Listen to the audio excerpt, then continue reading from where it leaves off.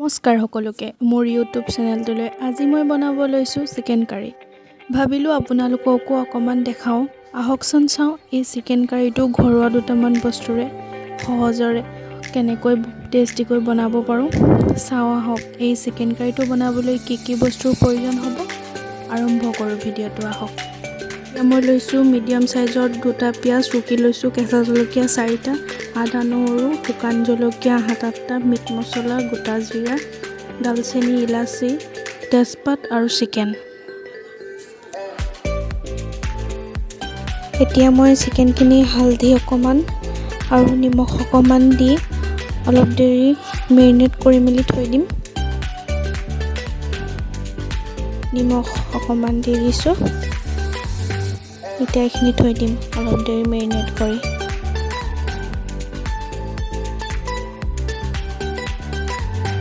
এতিয়া কেৰাহী এখন পাতি ইয়াত মই 8-9 চামুচমান মিঠাতেল দি দিছোঁ আৰু এতিয়া তেলখিনি গৰম হ'বলৈ দিম এতিয়া মই গোটা জিৰাখিনি দি দিছোঁ তেজপাত কিখিলাও দি দিছোঁ এতিয়া এইখিনি অকমান ৰঙচুৱা হৈলৈকে ভাজিম অকমান ৰঙচুৱা হ'বলৈ দিম এইখিনি এতিয়া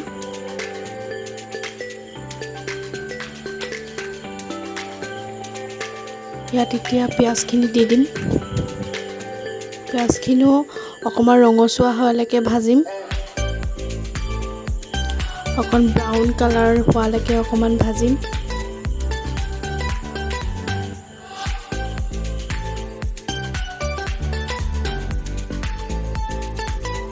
আদা নহৰুখিনি লগতে মই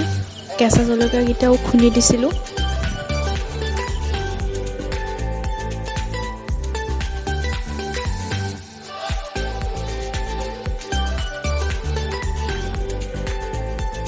ইয়াত এতিয়া মই সৰু চামুচখনৰে 1 চামুচ হালধি দি দিছোঁ নিমখ দি দিছোঁ 1 চামুচৰ অকমান নিমখটো আপোনালোকে সোৱাদ অনুসৰি দিব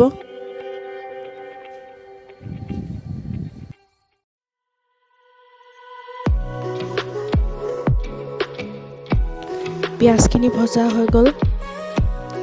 ইয়াত এতিয়া মই চিকেনখিনি দি দিছোঁ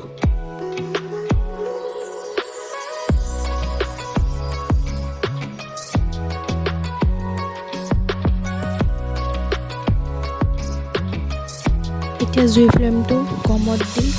চিকেনখিনি 5 মিনিটৰ কাৰণে ঢাকন মাৰি সিজিবলৈ দিম পানী অলপো নিদিওঁ ইয়াত এতিয়া খুন্দানাত খুন্দি দিয়া শুকান জলকীয়াকেইটা দি দিছোঁ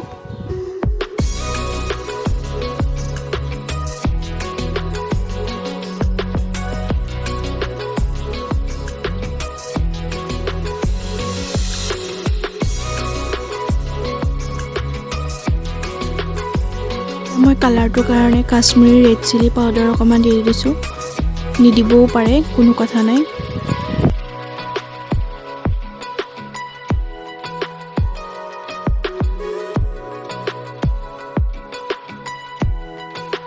এতিয়া মই এচামুচ জোখত মিট মছলাখিনি দি দিছোঁ আৰু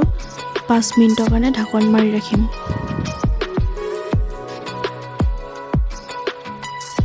এইট হৈ গ'ল এতিয়া 2 গিলাচ জোখৰ পানী এড কৰি দিম আকৌ 10 মিনিটৰ কাৰণে ঢাকি ৰাখিম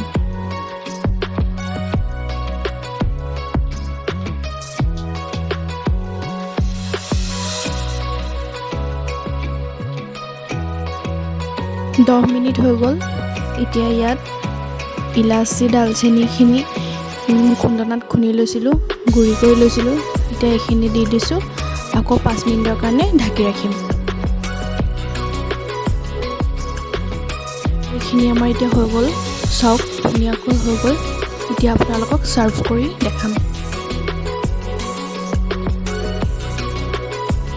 দেখিবলৈ যিমান ধুনীয়া লাগিছে খাবলৈ কিন্তু সিমানেই টেষ্টি হৈছে কালাৰটো সৈতে বহুত ধুনীয়া লাগিছে দেখিবলৈ হয়নে বাৰু